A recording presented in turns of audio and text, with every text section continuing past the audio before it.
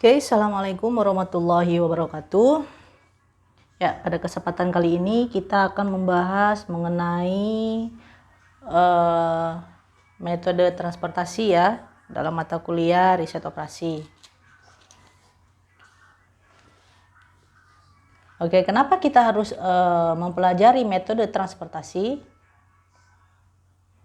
Ya, karena di sini seorang manajer itu harus mengetahui ya dan harus bisa mengalokasikan barang-barangnya itu secara tepat dan diharapkan itu dapat meminimumkan biaya ya, meminimumkan biaya. Dalam kehidupan sehari-hari kita kan sering menghadapi masalah pembagian barang ke beberapa tempat yang dibutuhkan ya. Kalau tempat asal dari barang itu hanya satu, itu memang mudah ya mengalokasikannya. Misalkan ini adalah pabrik satu. Misal ini ada gudang Y, ini cuma satu ya. Nah, bagaimana kalau misalkan pabriknya itu ada dua dan barang tersebut itu harus didistribusikan ke dua tempat pula, ke beberapa tempat. Ada misalkan ini gudang X dan ini Y ya, gudang Y. Nah, di sini maka manajemen itu akan menemui masalah ya. Karena apa? Karena di sini dia juga harus mengetahui ya berapa waktu yang dibutuhkan. Selain itu juga bagaimana caranya seorang manajer itu bisa meminimumkan biaya untuk mengalokasikan barang-barang dari pabrik-pabrik ini, pabrik 1 dan pabrik 2 ini ya.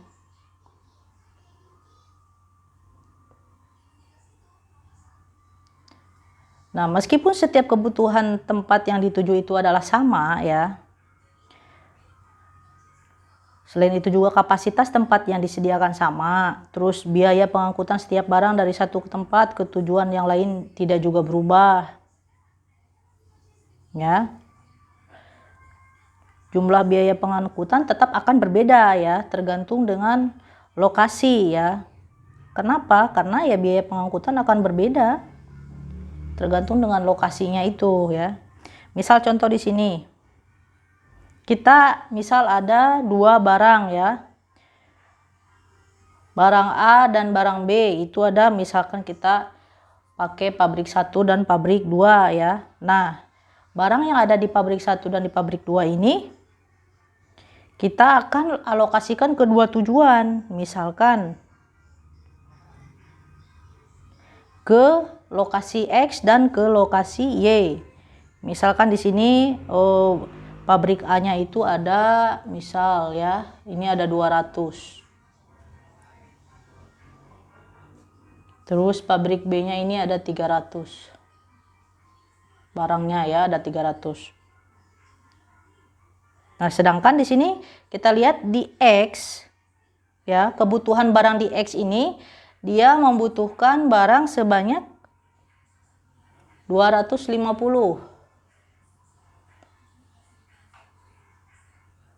Y juga sama 250.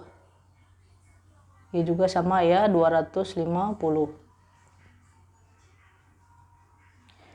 Nah, di sini kan pasti ada biaya pengangkutan kan? Misalkan dari pabrik 1 ya, ngirim ke pasar X misalkan ke lokasi yang pertama ini biaya angkutnya misal Rp25. Dari sini ke Y misal biaya untuk alokasinya itu adalah Rp10. Nah, misal dari pabrik 2 kalau ingin mengalokasikan ke X ini ya, ke lokasi X, misal kita langsung dari sini ke X sini ya, ini misal Rp11. Nah, misal dari pabrik 2 ke lokasi Y itu misalkan 20 ya. Nah, dari sini saja kita sudah bisa melihat kan bahwasannya di sini, oh dia itu ada 2 pabrik. Dia ada 2 pabrik ya. Dan 2 pabrik ini akan mengalokasikan barangnya ini ke 2 lokasi, yaitu lokasi X dan Y, yang dimana masing-masing X itu membutuhkan 250 barang dan Y juga sama 250 barang. Tetapi di sini kapasitas dari pabrik 1 dan pabrik 2 itu berbeda ya. Pabrik 1 hanya bisa memproduksi ada 200 dan pabrik 2 itu 300. Ini bagaimana caranya agar kebutuhan dari X dan Y ini terpenuhi ya, 250. Nah, ini adalah tugas manajer, bagaimana caranya bisa memenuhi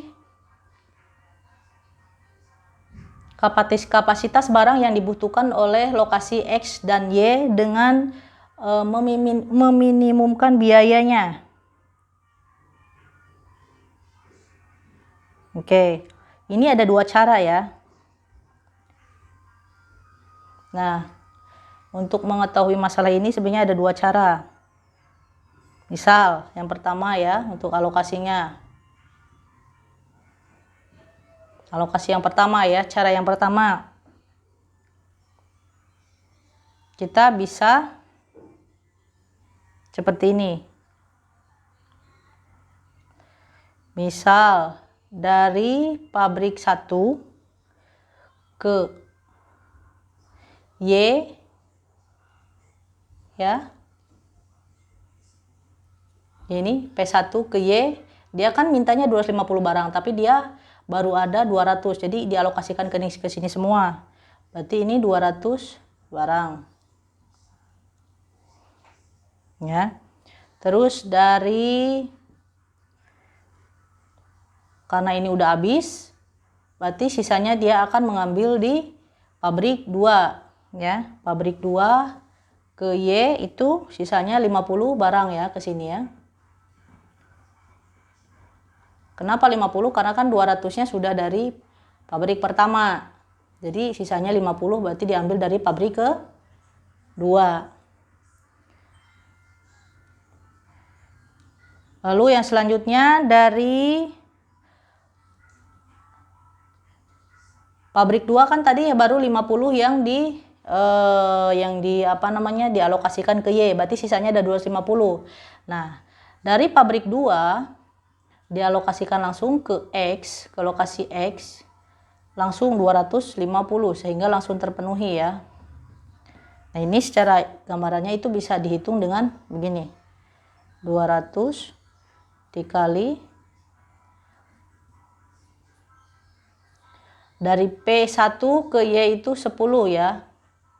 Biaya alokasinya. Jadi 10 sama dengan Rp 2000. Misalkan ya. Terus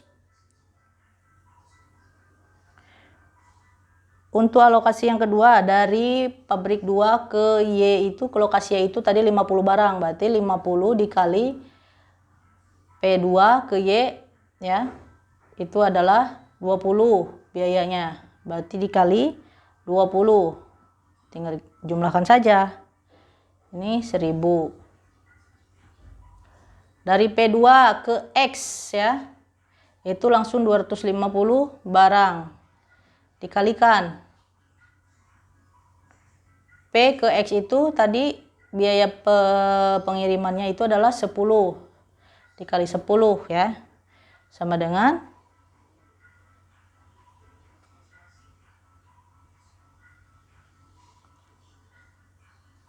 11 ya, yang ini ya, PX ya, 11. Jadi sama dengan 2750. Tinggal dijumlahkan saja. Ini jumlahnya jadi berapa? 5750. Oke, ini yang pertama ya. Ini kita coba dengan alokasi kedua. Kita lihat ya, dari pabrik 1 misal langsung ke pabrik X ya. Karena pabrik 1 ke X itu ya, karena di pabrik 1 kapasitasnya itu hanya 200, maka dia langsung dikirimkan ke X ya, yaitu 200 barang. Lalu dari pabrik 2 dia mengambil ya untuk ke lokasi X, karena tadi kan baru dikasih 200, berarti kurang 50, berarti kita ngambil dari pabrik 2 untuk dialokasikan ke kota X 50. Nah, sekarang dari pabrik 2 ke Y itu karena tadi udah dikurangi 50 ya, ini kan dia membutuhkan, kota Y ini membutuhkan sekitar 250. Ini 300 tadi udah dikurangi 50 karena memenuhi kapasitas di kota X. Jadi ini sisanya 250, langsung semuanya dialokasikan ke Y. Jadi ini 250 barang. Nah, kita coba lihat ya biayanya.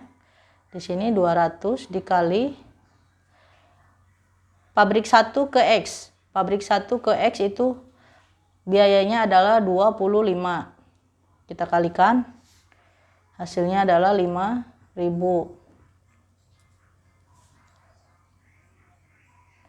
Untuk yang kedua, pabrik 2 ke X. Pabrik 2 ke X itu adalah 11 rupiah. Dikalikan saja, hasilnya adalah 550. Dan untuk yang ketiga ya, dari pabrik 2 ke Y biayanya itu adalah 20 dikali 20 rupiah sama dengan 5.000. Kalau dijumlahkan ini hasilnya adalah 10.550. Nah,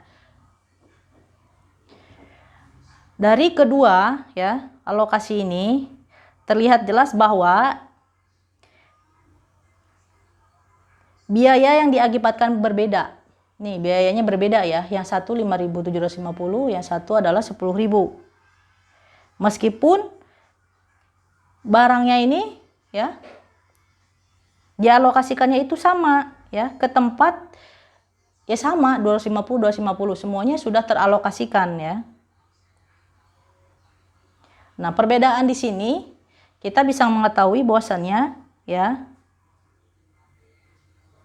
karena ada perbedaan alokasinya, ada yang ke sini dulu, ada yang ke sini dulu gitu. Cara alokasinya yang berbeda ya. Nah, kalau kita coba alternatif lokasi lain ya dengan biaya berbeda, ini pasti nanti hasilnya juga akan berbeda. Nah, disinilah kenapa metode transportasi ini sangat penting ya dipelajari, terutama untuk seorang manajer. Jadi tujuannya itu untuk mengetahui biaya minimum ya dalam biaya alokasi perpindahan di suatu barang. Ya, bagaimana ibaratnya si manajer itu bisa mengetahui nih berapa minimum biaya yang akan ibaratnya apa sih dipilih ya, dipilih.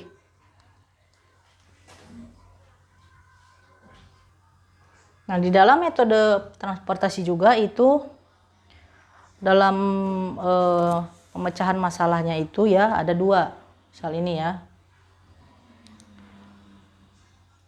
Ini ada dua ya. Ini ada tabel awal atau menentukan solusi visible awal ya.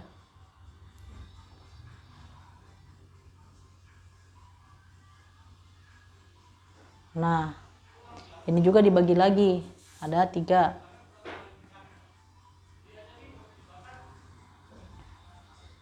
Ada dengan metode NWC atau North West Corner, Ada dengan metode LC atau least cost, ongkos terkecil ya. Ada juga dengan metode FAM, Vogel Approximation Method. Nah, yang kedua itu adalah menggunakan tabel optimum atau menentukan solusi visible yang optimum ya.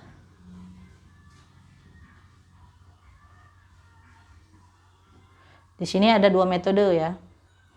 Yang pertama adalah stepping stone.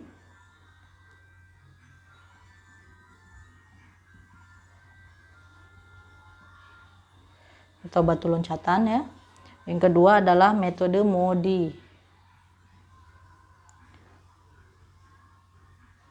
Modified Distribution. Oke. Nah, di video kali ini kita akan membahas mengenai tabel awal ya. Atau menentukan solusi visible awal. Nanti kita akan membahas mengenai NWC, LC, dan FAM. Oke, kita akan membahas yang pertama ya, yaitu NWC atau North West Corner.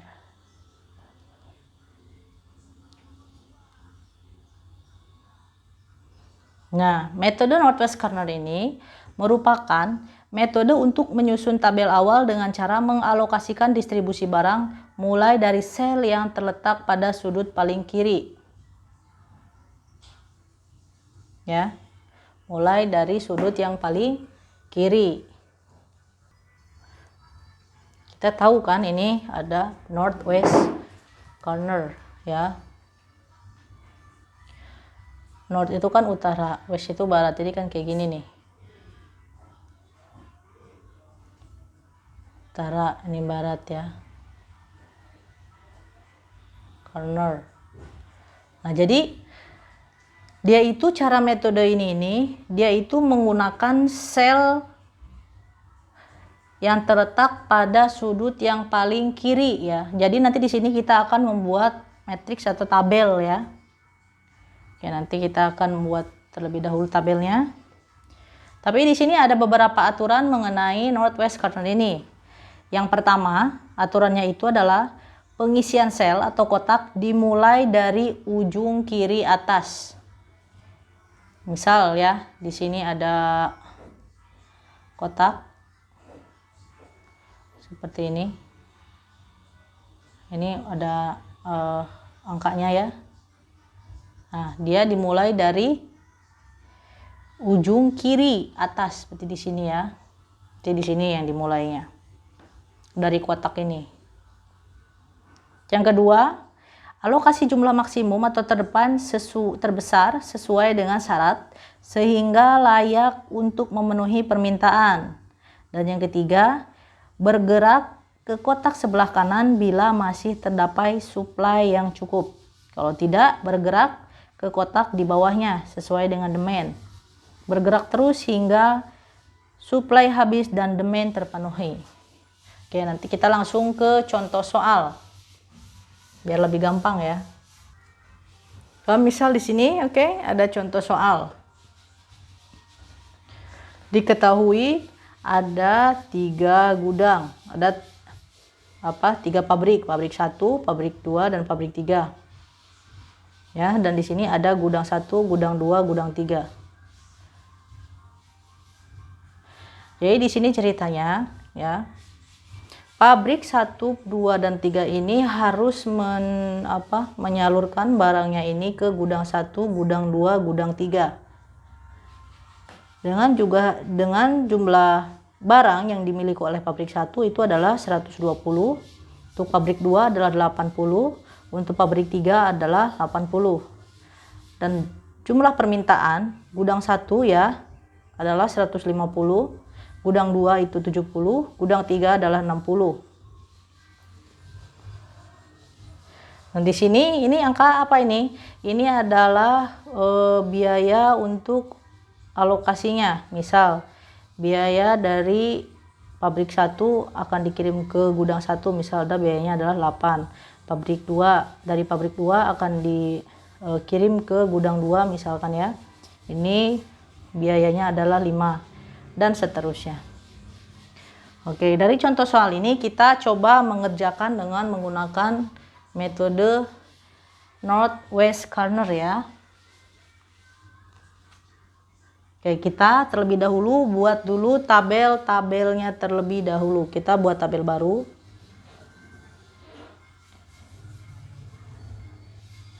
Oke, buat dulu tabel.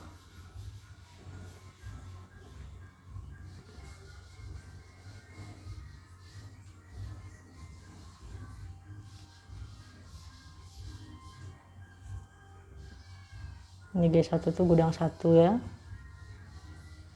Gudang 2. Gudang 3. Sebelahnya.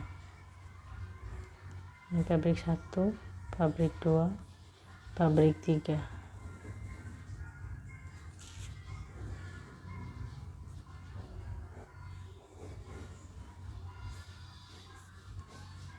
Demennya ya.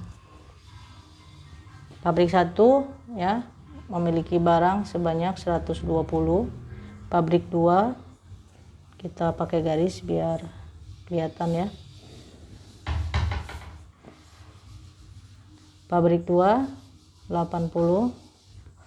Pabrik 3 80. Dengan jumlah permintaan untuk gudang 1 itu adalah 150. Gudang 2 70 dan gudang 3 adalah 60. Ini adalah jumlahnya sama ya antara supply dan demand ya. Nah, kita masukkan angka-angka ini 8, 5, 6, 15, 10, 12, 3, 9, 10 ya. Dan kita masukkan di sini. Kita buat dulu.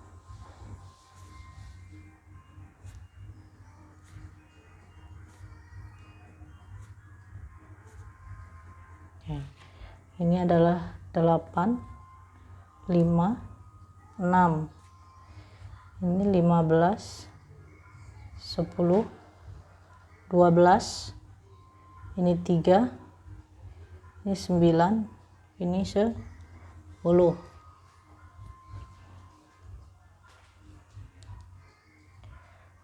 Nah, tadi untuk dari apa sih namanya? Aturan dalam pengerjaan metode ini yaitu dikerjakan mulai dari sel atau kotak yang terletak pada sudut paling kiri. Nah, ini dari kotak ini kan ada 9 kotak. 1, 2, 3, 4, 5, 6, 7, 8, 9. Nah, ini yang dikerjakan terlebih dahulu adalah pada sudut paling kiri. Berarti yang harus diisi itu adalah yang ini dulu ya, yang ini terlebih dahulu. Ya, yang ini terlebih dahulu. Kerjakan dulu sel yang sebelah kiri ya, pojok sini. Nah, untuk pengisian pertama ya, sesuai dengan aturan ya, bahwa yang di sini adalah yang minimum di antara supply dan demand ini. Jadi cari yang paling kecil. Antara 120 dengan 150 yang paling kecil adalah 120. Maka di sini kita tulis 120. Nah, di sini kan kita bisa melihat ya. Ini menghabiskan penawaran di pabrik 1 ya. Yang akibatnya pada langkah selanjutnya baris 1 itu dihilangkan. Karena ini kan sudah dipakai semua untuk gudang 1 ya. Itu menggunakan pabrik yang pertama. Berarti ini tidak diisi. Ini sudah tidak memungkinkan untuk diisi ya. Nah, selanjutnya kita lihat ada 1, 2, 3, 4, 5, 6 ya. Oke, kita kerjakan kembali ya. Yang paling kiri di sini pabrik 2 ya. Mempunyai penawarannya itu adalah jumlah barangnya itu adalah sebanyak 80 ya. Sedangkan di sini untuk gudang 1 dia itu membutuhkan 150. Berarti di sini kurang 30. Maka kita taruh di sini sebanyak 30. Otomatis kan di sini barangnya menjadi berkurang. Ini bukan lagi 80 ya. Berarti ini sisanya tinggal 50. Nah. Oke, sudah terisi. Selanjutnya kita akan ngisi gudang kedua. Ya. Nah, gudang kedua kita lihat untuk pabrik 1 ini sisanya dari 50 ya. Berarti kita taruh di sini yang 50. Otomatis ini sudah 0 ya karena udah dimasukkan ke sini. Berarti untuk di gudang 3 itu tidak akan terisi. Lanjut lagi sekarang. Ini masih ada 3 kotak ya. Masih ada 3 kotak. Kita kerjakan yang paling kiri. Di sini kita melihat gudang 1 itu kan permintaannya adalah 150. Di sini sudah terpenuhi ya dari pabrik 1 dan pabrik 2. Berarti ini tidak diisi karena ini sudah memenuhi ya. Nah, sekarang kita lihat di sini. Gudang 2 memerlukan 70 ya, meminta 70, sedangkan di sini baru 50 yang terpenuhi. Berarti kurang 20 ya. Lalu kita masukkan di sini 20 mengambil dari pabrik ketiga ini ya. Berarti di sini sisanya adalah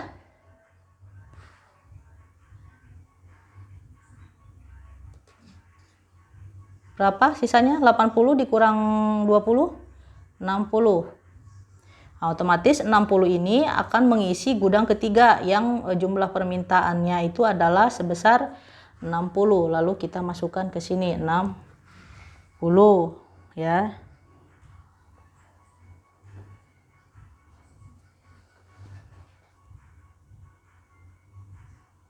Nah, dilihat dari sini ini kita sudah membuat menggunakan metode northwest corner ya.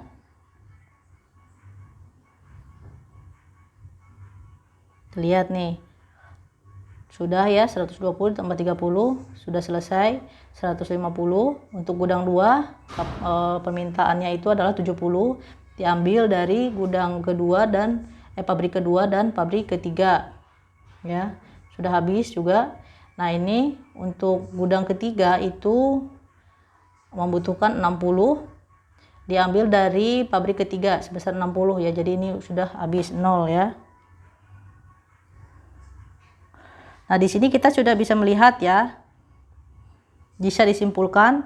Jadi untuk alokasi ini ya, kita bisa menghitung nih jumlah biaya alokasinya itu berapa. Kita langsung saja ya sini. Jadi total biayanya ya Z sama dengan ini tinggal dimasukkan saja 120 dikali berapa ini 8 ya. Kita masukkan saja ya 8 dikali 120 ditambah ini sudah tidak ada ya, ini 15 dikali 30 ditambah 10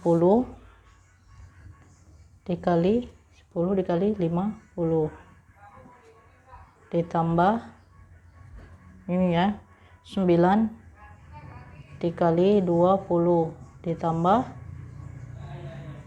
10 dikali 60. Oke, kita langsung jumlahkan saja ya. Ini jumlahnya adalah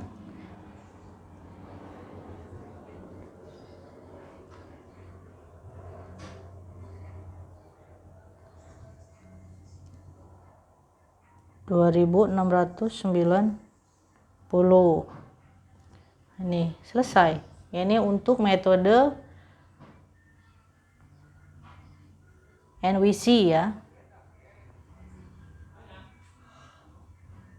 Nah, selain metode ini juga tadi kan ada metode dari LC sama FAM ya. Nah, nanti kita juga akan coba menggunakan soal yang ini. Kita coba menghitung menggunakan LC dan FAM ya. Oke, kita langsung aja bahas mengenai metode selanjutnya, yaitu LC ya, atau least cost ya. Di sini ada beberapa aturan ya, berbeda dengan yang pertama dari NWC ya. Nah, kalau dari LC ini atau least cost ini ya, kita mengerjakannya itu dimulainya itu dari sel yang memiliki atau kotak-kotak yang memiliki distribusi yang kecil ya, biaya distribusi yang kecil. Oke. Nah, aturannya itu ada beberapa ya. Yang pertama tadi, pilih sel yang biayanya terkecil. Yang kedua, sesuaikan dengan permintaan dan kapasitas. Yang ketiga, pilih sel yang biayanya satu tingkat lebih besar dari sel pertama yang terpilih. Setelah itu sesuaikan kembali dan cari total biayanya. Oke, kita langsung saja. Nah, di sini kita tulis terlebih dahulu ya untuk biaya distribusinya. Ini ada soal yang sama ya, biar kalian nggak bingung. Oke, untuk gudang 1 ada 8, gudang 25, gudang 36. Untuk pabrik 2-nya, untuk gudang 1-nya itu adalah 15. Untuk gudang 2-nya 10. Untuk gudang 3-nya 12. Untuk pabrik 3, untuk gudangnya 3. Untuk gudang 2-nya 9. Untuk gudang 3-nya 10. Ini total dari jumlah kapasitas produknya ya. Ini permintaannya untuk pabrik untuk gudang 1 150. Gudang 2 70, gudang 3 60. Hasilnya sama, yaitu 280. Nah, tadi disebutkan bahwasannya untuk least cost ini dimulai dari sel yang biaya distribusinya itu kecil. Di sini kan ada 1 2 3 4 5 6 7 8 9. Nah, di sini yang paling kecil itu adalah yang 3 ya. Maka di sini kita langsung saja lihat untuk kebutuhan dari gudang 1 itu adalah 150, dan di sini ternyata distribusi yang kecil itu berada di pabrik 3 yang jumlah kapasitas barangnya itu hanya ada 80. Oke, jadi kita taruh di sini 80 ya, taruh semuanya di sini. Nah, otomatis untuk gudang 2 dan gudang 3 itu tidak bisa disuplai dari pabrik ketiga karena semua barangnya sudah dimasukkan ke gudang pertama. Oke, ini yang paling kecil. Setelah itu kita cari lagi tingkatan yang lebih kecil setelah 3 ini. Oke, kita cari, ternyata tingkatan yang lebih kecilnya yang selanjutnya adalah 5 ya. Nah, kita lihat 5 di sini. Ternyata itu ada di baris pabrik pertama. Dan untuk gudang 2, ternyata dia itu membutuhkan barang sebanyak 70. Oke, ini kan tadi udah 0 ya. 70. Nah, masukkan ya 70 di sini. Nah, otomatis ya jumlah barang dari pabrik 1 itu berkurang. Jadi tidak 120 lagi. Jadi ini tinggal 50 ya. Oke. Nah, selanjutnya yang terkecil selanjutnya setelah 5 itu ada 8, 6 ya. Oke, ada 6. Kita lihat di sini dia membutuhkan barang sebanyak 60. Nah, ya, dia membutuhkan 60. Nah, di sini sedangkan untuk pabrik 1 itu hanya ada 50. Oke, kita masukkan saja di sini sisanya 50. Berarti ini sudah tidak ada lagi 0 ya. Berarti di sini untuk gudang pertama ya sudah diisi, jadi dia tidak mungkin untuk gudang pertama mengisi kekurangannya. Ini kan baru 80 ya, tidak mungkin mengisi dari gudang dari pabrik pertama karena sudah habis ya. Berarti ini oke. Nah selanjutnya setelah 6 ini 8 nggak mungkin ya, karena di sini kita sudah mengetahui dia sudah memenuhi kapasitasnya untuk pabrik 1 ya, sudah memenuhi untuk gudang 2 dan 3. Nah setelah itu yang mana lagi nih? Gudang 9. Oke, 9 di sini ya disebut yang kecil, tapi di sini kita sudah tidak bisa lagi mengisi di distribusi ini ya, karena di gudang di pasar pabrik 3 ini kapasitasnya sudah terpakai semua di gudang 1. Jadi ini yang sudah disilang seperti ini itu sudah tidak memungkinkan. Makanya kita cari lagi yang terkecil selanjutnya. 8 ya. Ini 70 juga, ini 10 udah ya karena sudah terpenuhi. Oke, 10 tidak bisa, berarti di atasnya 10 ada. Oke, 12. Nah, kita lihat 12 nih. 12 ternyata di gudang 12 ini baru terpenuhinya 50, berarti kurang 10 lagi nih ya. Nah, sedangkan di pabrik 2 itu masih ada barang sebanyak 80. Oke, kita masukkan di sini 10-nya untuk memenuhi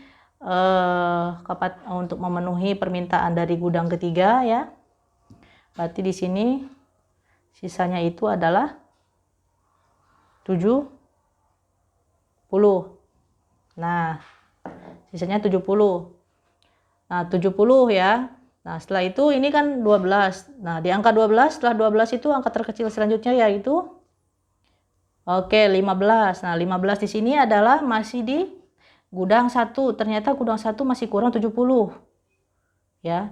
Nah, kebetulan pabrik 2 ini sisanya adalah 70 setelah dikurangi 10 dimasukkan ke gudang 3. Berarti yang 70 ini kita masukkan ke gudang 1. Berarti untuk gudang 1 kapasitasnya sudah terpenuhi. 70 ditambah 80 adalah 150. Ini sudah 0. Nah, kita langsung saja jumlahkan total biayanya ya.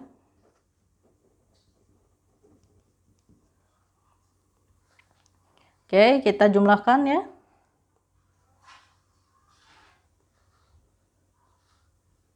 Seperti tadi, kita jumlahkan saja total biayanya.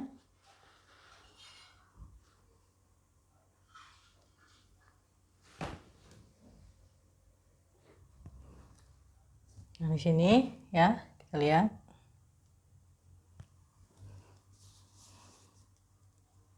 Kan tadi yang pertama itu dari 3 ya. Berarti dari sini kita ke sini. Dari sini kita ke sini. Dari sini kita ke sini. Dari sini kita ke sini. Ini urutannya ya. Total biayanya 3 dikali 80 ditambah 5 kali 70 ditambah 6 kali 50 ditambah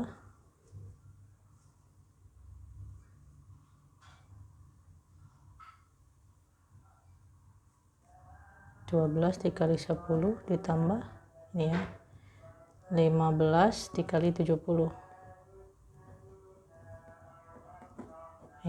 3 kali 80, 3 kali 80, selanjutnya 5 kali 70, selanjutnya 6 kali 50 ditambah 12 dikali 10 ditambah 15 kali 70. Kita jumlahkan.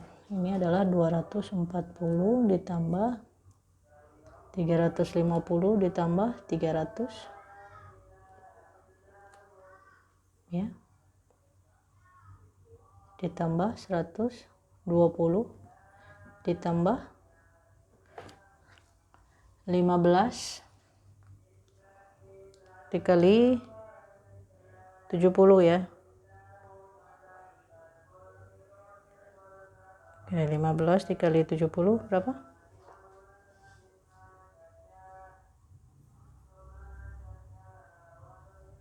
1050 ya. Sama dengan, oke, kita tambahkan saja ini ya, 240 ditambah 350 ditambah 300 ditambah 120 ditambah 1050.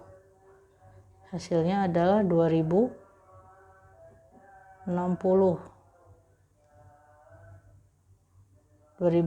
ya. Ini hasil untuk list cost ya. Jadi dia itu menghitungnya dari sel atau kotak distribusi yang paling kecil. Sini sudah tahu kan perbedaannya ya dengan metode Northwest Corner ya. Jadi yang selanjutnya kita akan membahas mengenai metode FAM ya. FAM atau metode aproksimasasi Vogel ya. Nah, kalau FAM ini ya selalu memberikan solusi awal yang lebih baik dibandingkan dengan tadi Northwest Corner ya, dan sering lebih baik daripada metode least cost ya untuk beberapa kasus ya.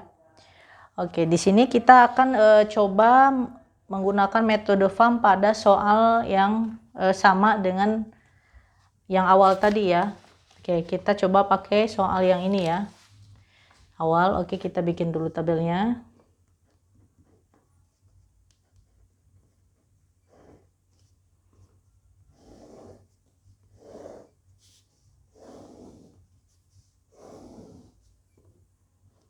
P1, P2, P3, ini P1, P2, P3, amen.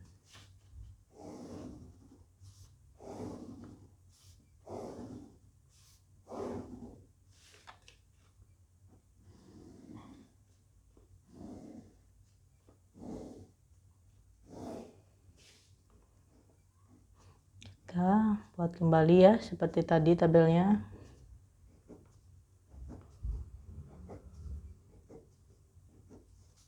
Nah, masukkan 8, 5, 6, 15, 10, 12, ini 3, 9, 10. Ini total permintaannya untuk gudang 1 150, gudang 2 70, gudang 3 60. Untuk jumlah barang yang dimiliki oleh pabrik 1 itu adalah 120, pabrik 2 80, pabrik 3 itu adalah 80. Totalnya adalah 180. Oke, nah di sini untuk FAM metode ini caranya itu yaitu dengan membandingkan selisih yang terkecil ya. Selisih yang terkecil.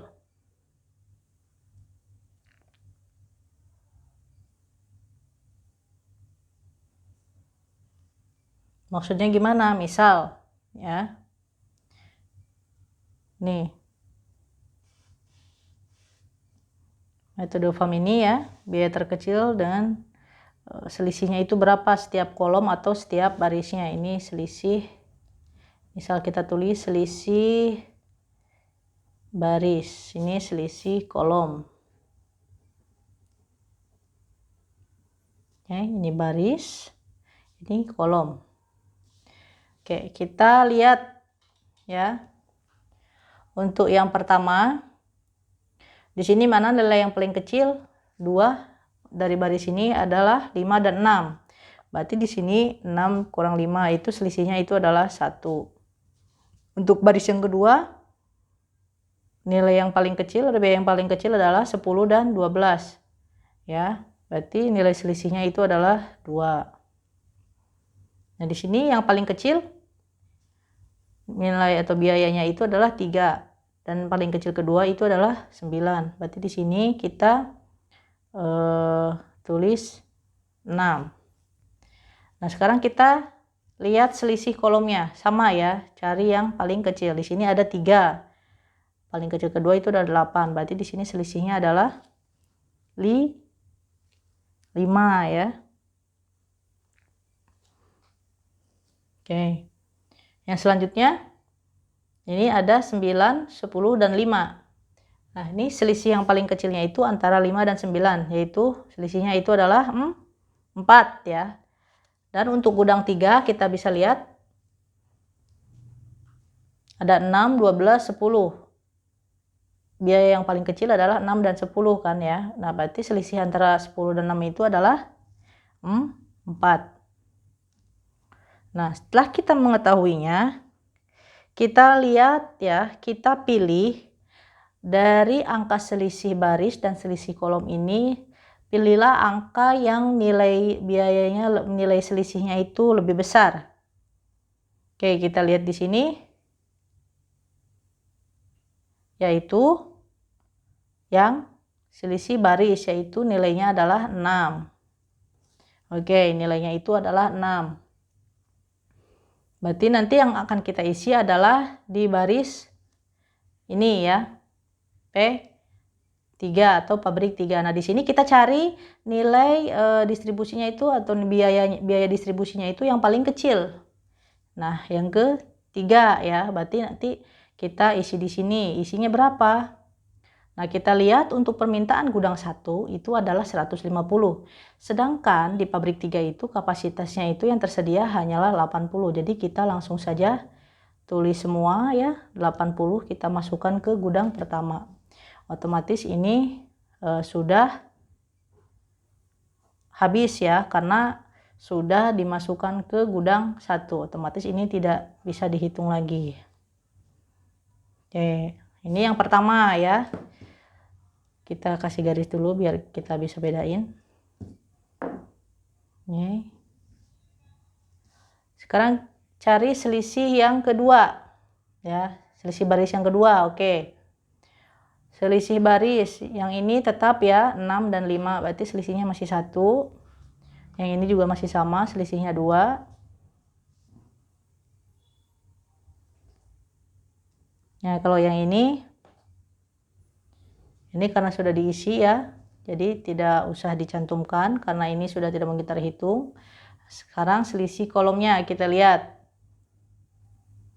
Di sini yang masih tersisa yaitu adalah 8 dan 15. Selisihnya adalah 7 ya. Selisihnya 8 dan 15 ini. Selanjutnya ada 10 dan 5. Nilai selisihnya itu adalah 5. Kolom berikutnya ini 10 karena sudah tidak bisa dihitung lagi ya.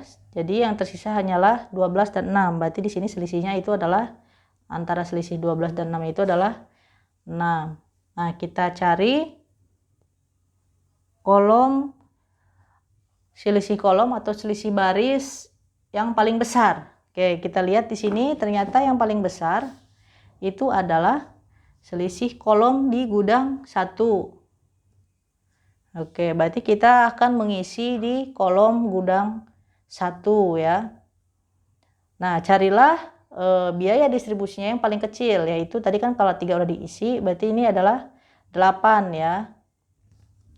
Oke, 8. Lalu kita masukkan nih, karena di sini kan gudang pertama ini membutuhkan 150 barang ya. Dan di sini baru terpenuhinya 80, berarti kurang 70. Kita masukkan di sini 70, mengambil dari pabrik pertama ya, 70, berarti ini sisanya ada 70, 120 dikurang 70, 50. Sisa 50. Oke, kita lanjut kembali ya, mencari selisihnya. Ini saya buat seperti ini biar mudah ya. Oke, kita lihat di sini selisihnya 1 ya, masih. Karena ini kan masih sisa, jadi kemungkinan ini masih bisa diisi ya. Nah, untuk baris yang kedua, antara 12, 10, dan 15. Nah, 15 ini sudah tidak bisa dihitung ya, karena dia kapasitas untuk gudang pertamanya sudah memenuhi ya. 70 ditambah 80 adalah 150. Berarti di sini selisihnya adalah 2. Oke. Nah, ini udah nggak ada ya, 0. Sekarang kita lihat kolomnya. Nah, ini udah tidak ada ya. Oke, yang masih ada di gudang 2, kolom kedua yaitu selisihnya 5 dan selisihnya adalah 6. Nah, kalau dilihat dari sini yang paling besar itu adalah di kolom ketiga dengan nilai selisihnya itu adalah 6. Kita cari kolom yang paling kecil. Di sini ada kolom 6 ya, karena kolom 10 kan sudah tidak bisa. Ini ada kolom 6. Nah, di kolom 6 ini ternyata gudang 3 ini membutuhkan 60. Tetapi di sini kita bisa melihat ya, di pabrik pertama itu sisa 50 barang. Berarti kita masukkan dulu 50. Berarti ini sudah habis ya. Dan ini juga tidak akan bisa terhitung lagi karena stok dari pabrik 1 sudah habis untuk gudang 1 dan gudang 3. Nah, di sini masih ada 2 kolom lagi di mana 70 untuk gudang 2 belum terpenuhi dan untuk gudang 3-nya masih kurang 10 ya. Oke, kita coba lagi. Ya, ini 0. Ini 2, ini 0. Karena ini kan sudah habis ya. Nah, tinggal selisih ini 12 dengan 10 itu selisihnya 2 ya. Ini juga sudah tidak ada. Untuk kolom ini juga iya. Sisa 10 ya. Dan ini 12. Nah, di sini kita lihat kolom yang paling besar itu adalah 12, maka akan diisi di kolom ketiga ini. Nah, di sini kita lihat bahwasannya G3 ini dia membutuhkan 60 barangnya.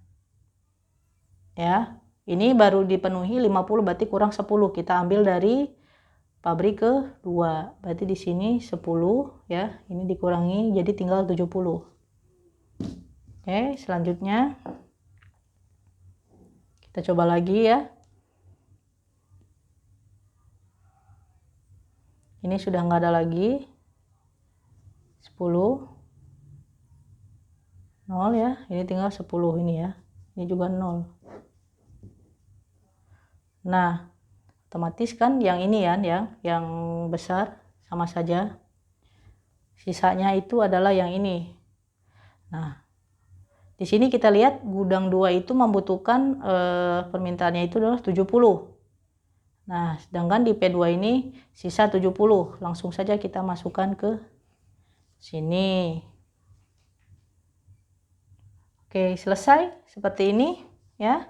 Langsung kita totalkan saja. Dari hasil ini kita totalkan saja untuk total biayanya.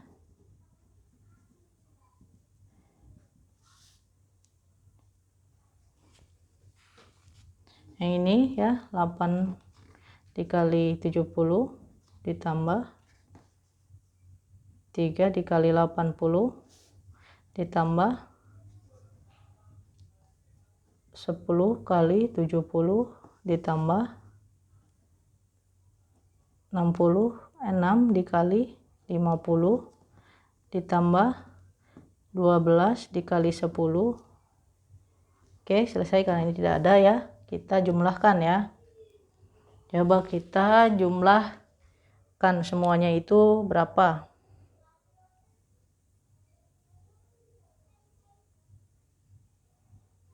8 kali 70 dulu ya. 560 ditambah 240 ditambah 700 ditambah 300 ditambah 120. Kita jumlahkan ya, 560 tambah 240, 700, 800, 800 tambah 700, 1500, 1500, 1500 tambah 300, 1800, 1800 tambah 120, 1920. Nah, ternyata di sini kita bisa melihat dengan menggunakan metode FAM ini, ternyata total biayanya itu lebih kecil, yaitu sebesar 1920 ya.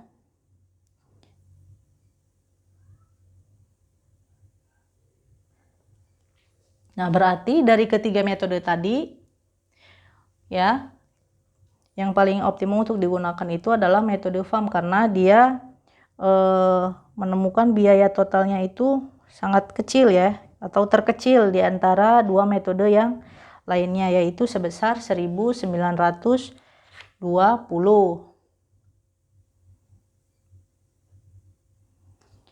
Oke, ini untuk metode dari metode awal ya. Metode awal atau tabel awal untuk visible awal. Nanti kita akan bahas mengenai tabel optimum atau visible optimumnya ya, yaitu menggunakan metode stepping stone dan MODI. Oke, untuk metode transportasi yang tabel awal sudah cukup. Nanti kita akan bahas lanjut membahas mengenai tabel optimum atau visible optimumnya itu seperti apa.